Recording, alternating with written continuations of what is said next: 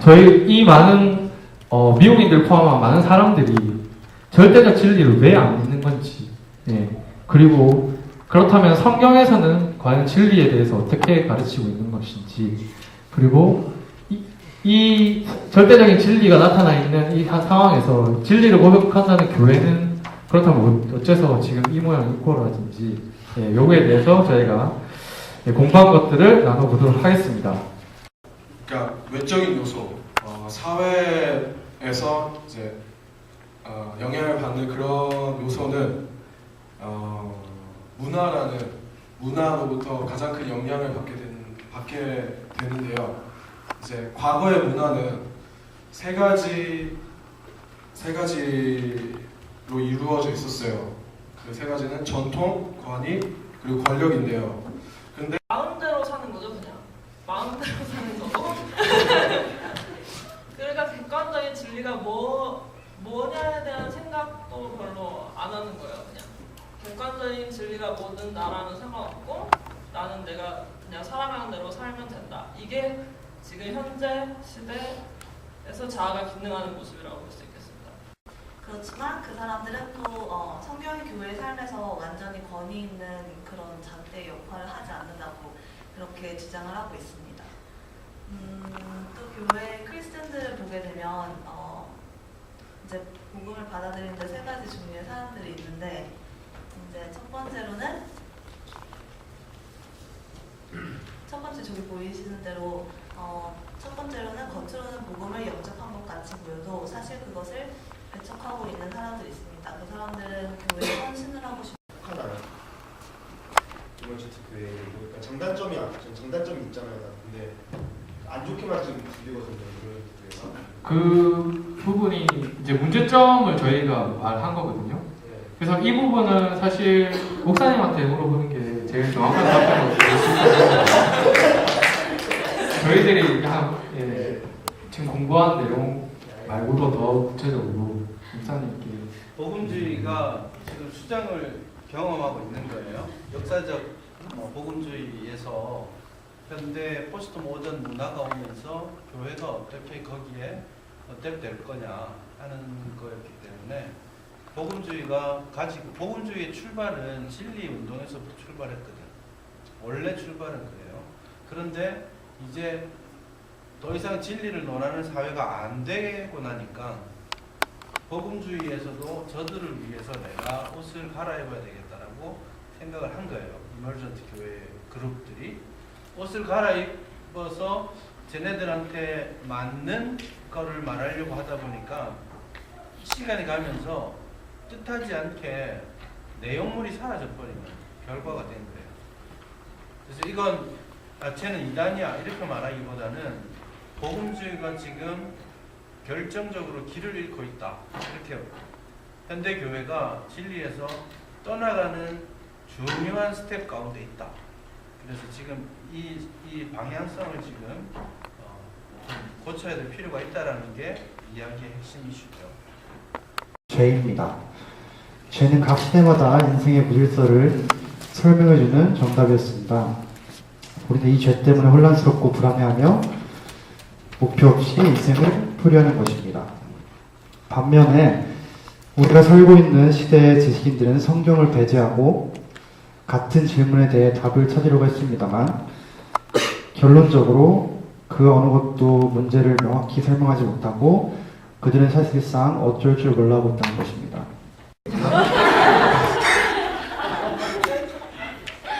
아까 이미 다 했잖아. 하나님을 닮아가는 삶이라고 표현했죠.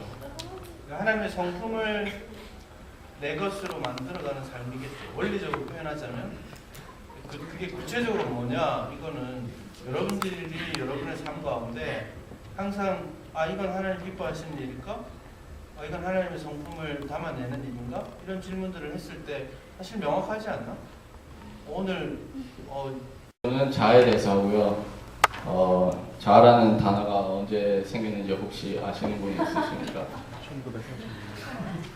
자아라는 단어는 1960년에 생겼습니다.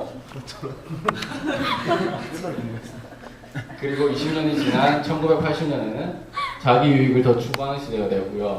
그 다음에 자기 존경하는 시대 자아 발견을 집중하는 시대, 새로운 윤리적 규율을 개발하는 시대가 되었습니다. 덕목에서 가치로서의 변화를 설명하겠습니다. 덕목은 절대선이라고 하는데요. 영구적으로 옳은 도덕적 규범이라고 합니다. 그래서 성경이 말하는 거룩, 정의, 자비, 사랑, 진실 이런 모든 항목들이 즉 도덕스럽게 만드는 것을 우리는 연습을 통해서 다 할 수 있다고 생각을 해요. 그래서 타고난 재능을 연습을 하면 향상시킬 수 있다는 생각처럼 우리는 이러한 하나님의 덕을 우리가 연습을 해서 할 수 있다고 생각하지만 우리는 연습을 통해서 거룩을 얻지 못합니다. 우리에게 필요한 것은 덕목, 진리, 근본적, 초자연적인 변혁인데요. 그럼 하나님께서는 우리가 도덕적인 규범에 따라서 완벽하게 순종할 수 없음에도 불구하고 들어 보이는 인종, 언어, 성별보다 더 깊숙이 들어가다 보면은 거기엔 서로 사람들이 공유하는 공통 분모가 있어요. 그것이 바로 본성인데 그게 바로 기독교적으로 말하면은 하나님의 형상입니다. 그런데 오늘날엔 점점 발전하면서 사람들이 점점 본성을 잃어가고 있어요. 즉 하나님의 형상을 잃어가고 있다는 말이겠죠?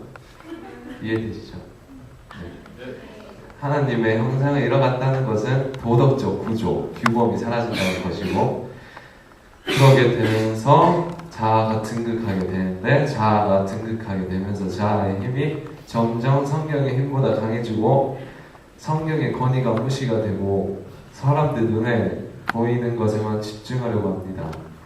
그러다 보니 사람들은 이론적으로 자신들의 기원을 증명하려고 들어요. 그것이 바로 진화론 같은 것들이죠. 자아운동 파트 같은 기본경이라고 합니다.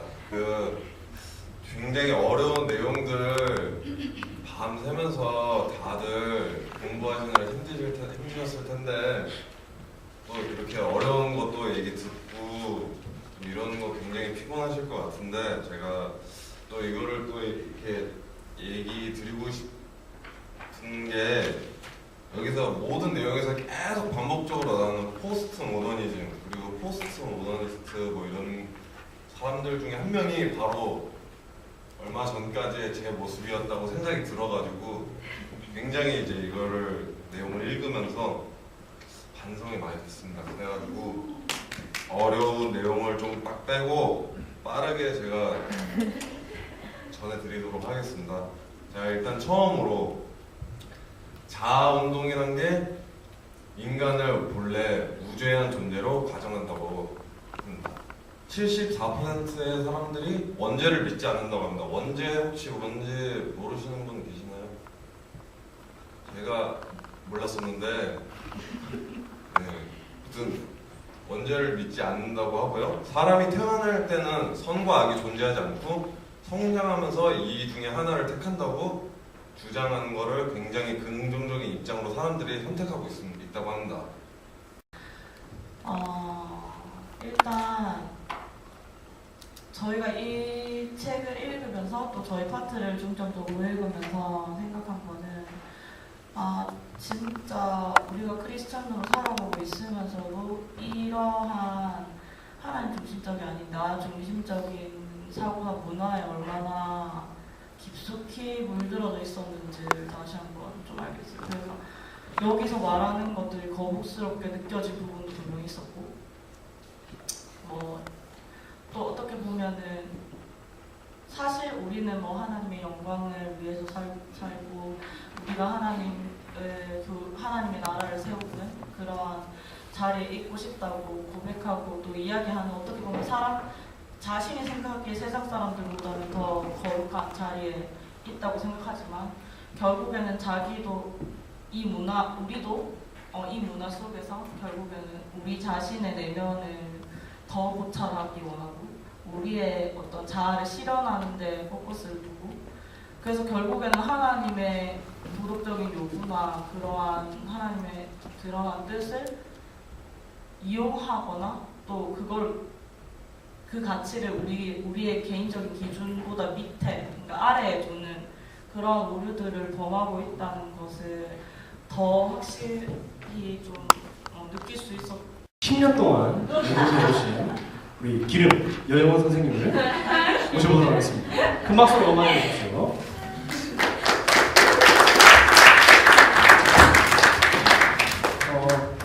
네, 안녕하십니까. 우청조에서 발표를 맡게 된 15살 때부터 성경 공부를 하는 여러분입니다. 우선 저희 조가 맡은 부분은 그리스도라는 부분인데 저희가 앞으로 다루게 될 내용은 기독교의 영성에 대한 종류 그리고 앞으로 우리와 우리 교회가 취해야 될 자세에 대해 설명해 드리겠습니다. 우선 메인 컨택을 설명하기 대한 생각 플러스 알파를 더 하고 싶고요. 그리고 계속해서 나왔던 이 복음주의에 대해서 정리를 한번 해보고 싶었습니다. 복음주의란 예수 그리스도의 복음을 중시하는 그리스도의 입장이라고 볼 수 있을 것 같습니다. 그래서 이 복음주의를 좀 더 자세히 보면서 이것이 가지고 온 교회의 두 가지 약점에 대해서 더 살펴보도록 하겠습니다. 미국 교회의 문제점으로 지적되는 것은 민주주의의 정서와 복음주의와 결합을 했다는 것입니다. 이것이 나타낸 문제로서는 두 가지로 볼 수가 있는데요. 첫 번째는 성경 중심의 원리가 축소되었습니다. 그리고 이 성경 중심의 원리가 축소된 것은 교회 병행단체, 예를 들면 SFC는 아니죠. CCC나 YM과 같은 교회 병행단체들이 저럴 수도 있어요. 힘을 가지게 되면서 정말 사람들은 거기에서 말씀을 배울 수 있고 전도를 배울 수 있는데 굳이 로컬 교회에 올 필요가 없어지게 되는 것이죠.